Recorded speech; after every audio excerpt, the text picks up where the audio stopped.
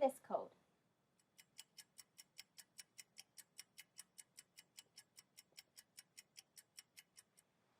Read this verse.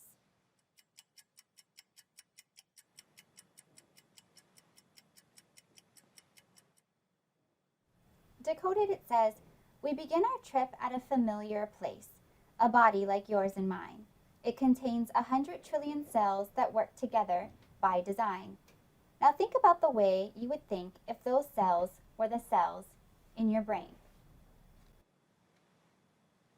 Were you able to read that? Reading requires the ability to match component sounds to spoken words with letters on a page. This is called decoding. People with dyslexia have difficulty decoding words. Hi, I'm Hawai'i, and I am a marketing specialist at a Hawai'i distribution company, and I have a daughter with dyslexia. She's 10 years old, and my husband and I noticed that she was struggling with simple words. Reading and writing, she was an intelligent young girl, and we knew that just what was happening at school and what was happening at home were two different things. She had great ideas, but again, on paper, they just weren't matching up. We spoke to her teachers as we were concerned about what was happening between the classroom at home and being able to talk to her. The teachers told us that she was bright, that she'd catch up, and that nothing was wrong. We really became concerned when she started grinding her teeth, and we knew there was more because that meant anxiety and stress. And in somebody so young at kindergarten, we knew something had to be done. When she was in the first grade, we discovered that she is dyslexic, and she wasn't going to outgrow it despite what everyone was saying. So we spent the most time with her. We knew her well, and we had the most opportunity to see the signs. And we needed to know what the signs were, and we didn't. So today, the goal of this presentation is to help you to recognize the signs and how you can seek help for somebody in your life that may have dyslexia.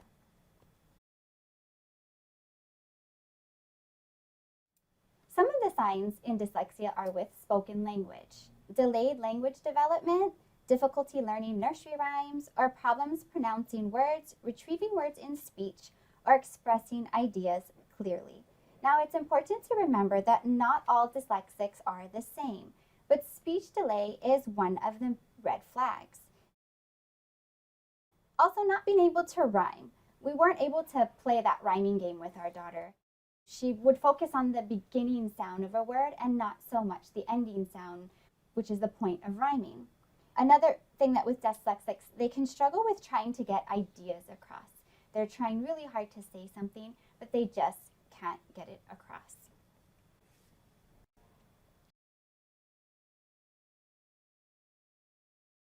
Some of the signs with reading difficulties could be sounding out words or counting syllables. They can confuse words that look similar, like horse and house, or they can misread or omit small words altogether when reading aloud. They struggle so much sounding out words because they're trying to break them apart as they were taught in kindergarten. So the focus is really on enunciating each and every sound, and pressure is put on them when they're asked to read out loud. Interchanging words like horse and house because the spelling might look a lot similar to them. They can be trying so hard to read that they're trying to get to those bigger words, so they completely will omit smaller words like the, at, is, am, and so on.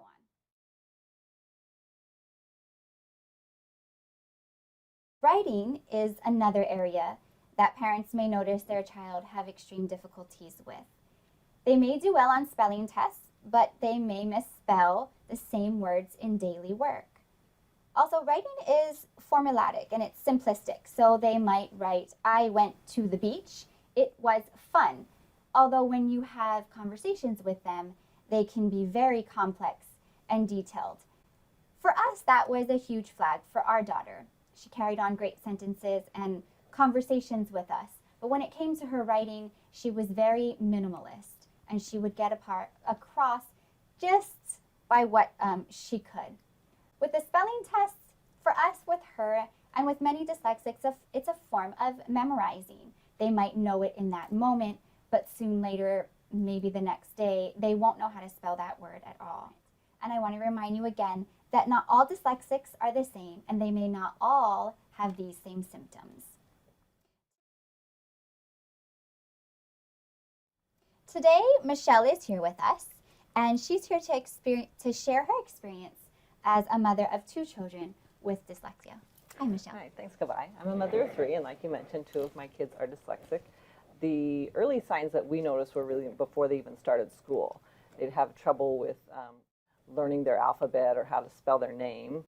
Retention was a big issue. We'd spend, a lot of time trying to learn the letter A, and the next day it's like, never saw it before.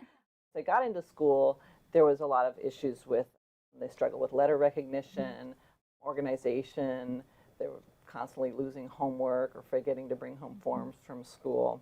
When my daughter was started school then, my daughter Courtney is the oldest, and she then had trouble with letter recognition, and it was obvious she was behind in her peers. Before we really knew what was going on, I thought maybe it was just because she hadn't gone to preschool like a lot of the other kids had. She was, while the other kids were writing sentences, she was still, trying to learn her alphabet. When I went to Parents' Day in 1st grade, I noticed the whole class is, taking turns reading from a caption on the board, and so the other kids were reading words like playground, and my daughter was still struggling over 3-letter words. So it was, I knew something was wrong. When I tried to talk to the teachers about the concerns, they said at that age it's really still kind of early to tell, and a lot of kids still struggle with letter switching letters and stuff. So they just suggested that just wait and see if it turns around. By the time she got in 2nd grade, it was obvious that the gap was getting worse. She had a really good teacher that I think did recognize that there was definitely a difference for her. She did say that when they were in a class discussion, if they're all down on the mats, talking about things, that she was able to keep up with the rest of the class, and she did really well, and she could answer the questions correctly, to the point where the other kids, she said, really wouldn't even have a clue that she was struggling. It's when she was at her desk by herself, trying to transfer ideas from her head to the paper, that's when she was really challenged. Homework was really a challenge, too, at home at night. She was really easily frustrated. Sometimes there was tears, I think from both of us. She'd ask me, am I ever going to learn how to read? And we probably spent hours on homework that was meant to take 20 minutes. Spelling tests were the worst, like you mentioned, that we'd spend all week working on the spelling tests and trying to come up with little clues and ways to help her remember. And the night before, it would seem like she had them down, and only to go to school the next day and get almost every single one wrong. It does carry over into math as well. She I think as an adult even, she still doesn't have her multiplication tables memorized. And one time she did an entire long subtraction, a homework page, subtracting in the wrong direction, going left to right instead of right to left. When we finally got her tested for special ed, she didn't qualify. I still remember the principal saying, well, she just seems to be working at her ability level. And I just remember thinking, no way, I know my daughter's smarter than that. Eventually, we were able to find an outside source to test her and confirm her dyslexia. About that same time, my son, Keikoa, who's younger, was starting school. So we did kind of notice some of the same things for him early on, like he held his pencil the same funny way. But he was also what they always referred to as a late born. He was only 4 and a half when he started, so some of the kids in his class were a year older than him, and developmentally it was kind of, would make sense that he wasn't keeping up with everybody else completely. So again, it was kind of the wait and see how it comes around. But eventually he was confirmed as dyslexic as well. My daughter was always a really hard worker, and she loved to read. I never understood why, because it was such a struggle for her. My son, on the other hand, was the exact opposite. He really didn't care that much, and he would rather just avoid the work, I think. I think, it's common for dyslexics to be perceived as lazy, and I'm sure that that's probably what some of his teachers and others who were working with him believed. Luckily, I was already recognizing the signs that I'd seen in my daughter, so I knew it was something else and not laziness. As a parent, you just have to really trust your instincts. I think about, if I hadn't kept pushing for my children, I can only imagine what kind of limits that would have put on their potential. My daughter recently graduated from college with a bachelor's in business administration, And I just think, that probably never would have happened had I just accepted what they told me when they said she's just working at her ability level.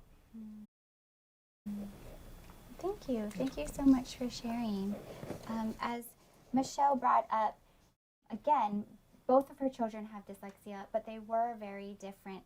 Although she was prepared with her son, because she knew the signs and a little similarity was there, so she was better prepared.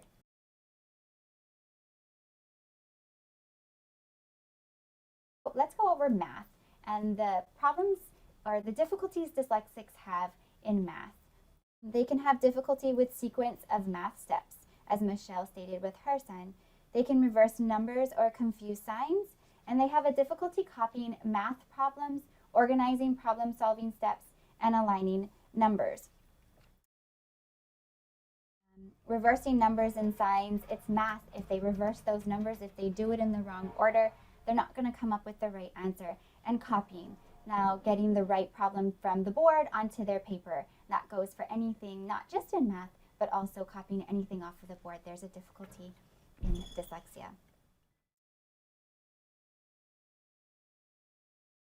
So dyslexics may be weak organizationally and with their time management.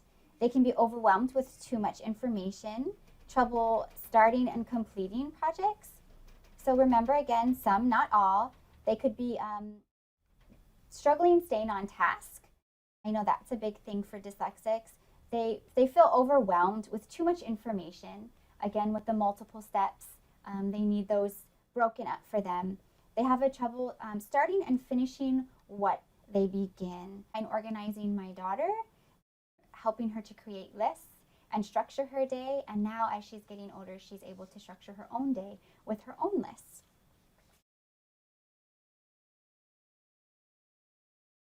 Today, Charles is with us to share his story. Charles, thank you for being here. Thank you. My son, Scott, he has dyslexia, and although he's 20 years old now, and although he works in the trade union for Hawai'i, he also goes to part-time college, and he's had a difficult journey, I think much more difficult than it needed to be. I wish I was more equipped in the earlier times, had more knowledge to help him out. Since I was in the military, I deployed quite a bit, so when he was young, I wasn't around a lot, but I remember in the preschool years, I noticed that he wasn't progressing nearly as much as our daughters had at that same age, specifically in like reading and math and being able to tell time. And my wife, she knew there was something wrong. We both did, so we asked the teachers and we asked the other academic experts, hey, is there something wrong with Scott? And they said, well, don't worry about it. He's doing great in school. He's a great kid. Kids develop differently, and specifically boys, sometimes they mature a little bit differently than girls, a little bit slower. My wife didn't believe that, so she continued to persist. Me, I took a different approach. I decided I figured if he tried hard enough, he'd be able to do it. And so I remember one specific instance, and I came back from a 4-month deployment. He was in 2nd grade at this time, and I was really excited to do homework with him to see how well he'd been progressing. And I was quickly disappointed. When he went to read, he couldn't even read the smallest 3-letter words. And I would press him, and then when I pressed him, he would get frustrated, and I could tell he wanted to quit, and so I'd push him a little bit harder, and then he would cry.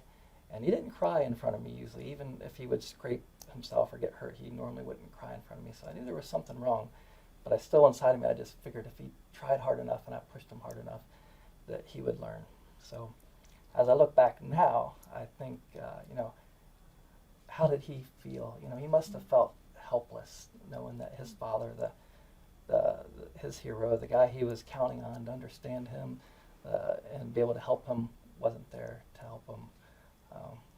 But we finally did get an assessment for Scott through my wife's constant persistence. Found out he had dyslexia. It was a huge burden off of my wife and myself and my son, because we finally knew what was wrong, what was the challenges he was going to, and then we knew how to attack it. We got him a tutor who specialized in dyslexia, and got him into a school that also specialized in dyslexia, and he was able to get through high school, and again, like I said, now in college. So if I was to give advice to parents about the journey we went through, I would say trust your instincts, your intuition. nobody knows your child better than you do. And that's the first step to getting your child the help that they need.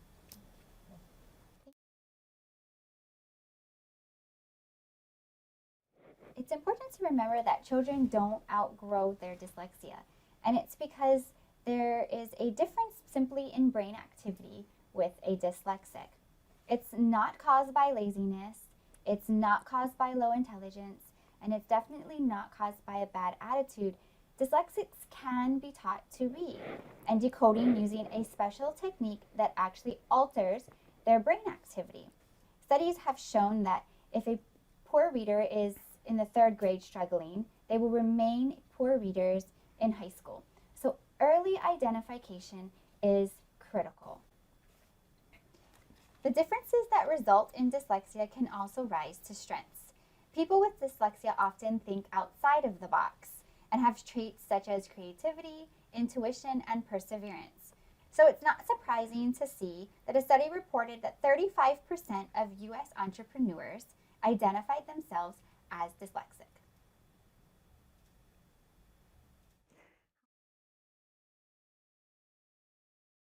Hi, I'm Hawai'i Alapa, age 54, and I have dyslexia.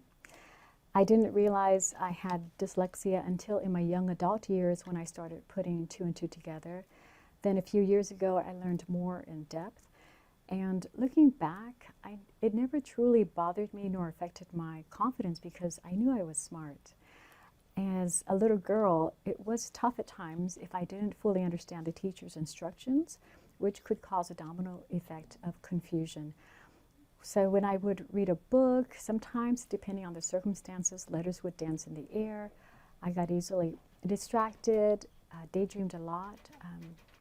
I would write backwards from right to left with inverted letters until a teacher in kindergarten put an X on my left hand. So before I began writing, I would just simply look at it.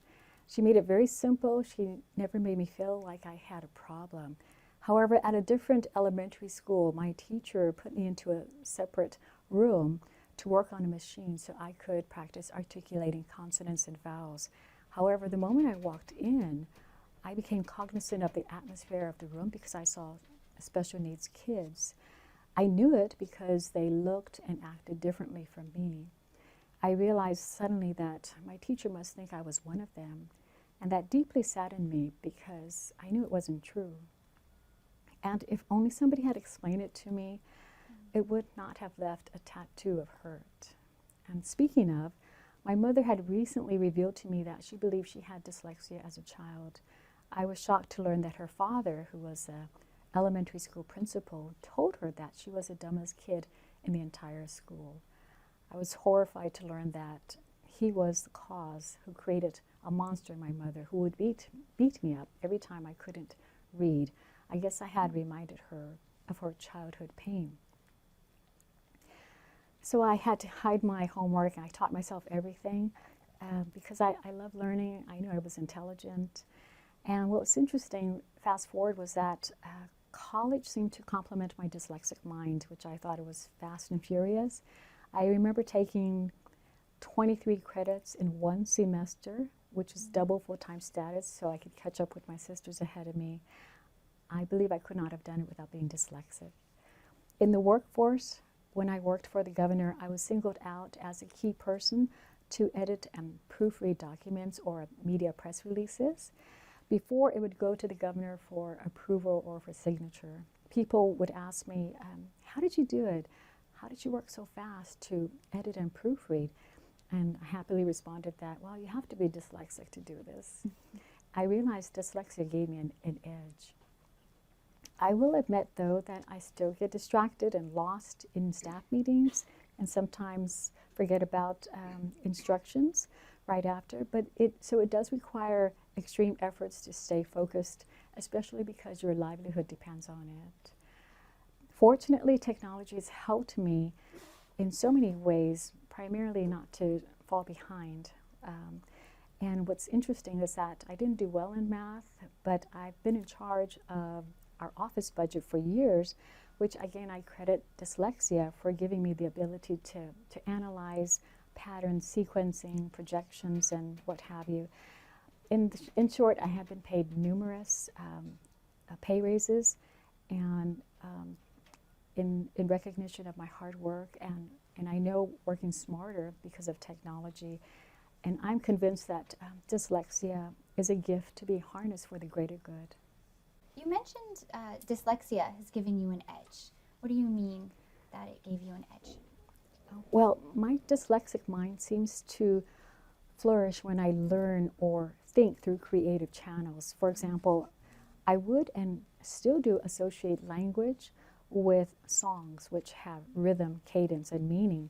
And words are like musical notes. So when I read a sentence, paragraph, or book, it's like hearing a song. If I read a misspelled word or grammatically incorrect sentence, paragraph, or what have you, it's like hearing a flat or sharp note. So I can spot errors in less than a fraction of a second, whether there is an extra space between words or a misplaced period marker or misaligned thoughts, or what have you.